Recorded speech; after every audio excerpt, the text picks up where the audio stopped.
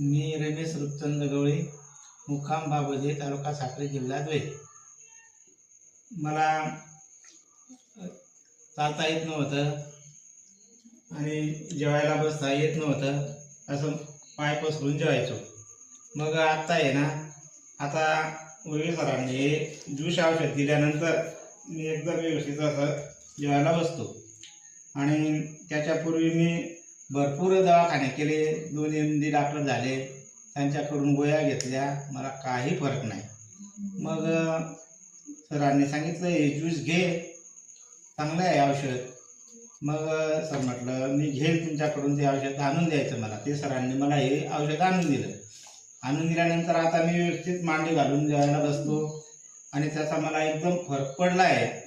तर मला आनंद होतोय की बा मला कोणीतरी एक देवदूत मिळाला आणि त्याने मला सांगितलं की बा हे औषध घे.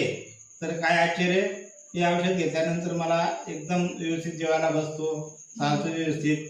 मला आनंद झाला सरांचं हे औषध घेऊन. मला अभिमान वाटतोय की बा व्यवस्थित दिलं मला. तर याच्यापूर्वी मी असं भरपूर आयुर्वेदिक केलं, पण मला काही फरक पडला नाही.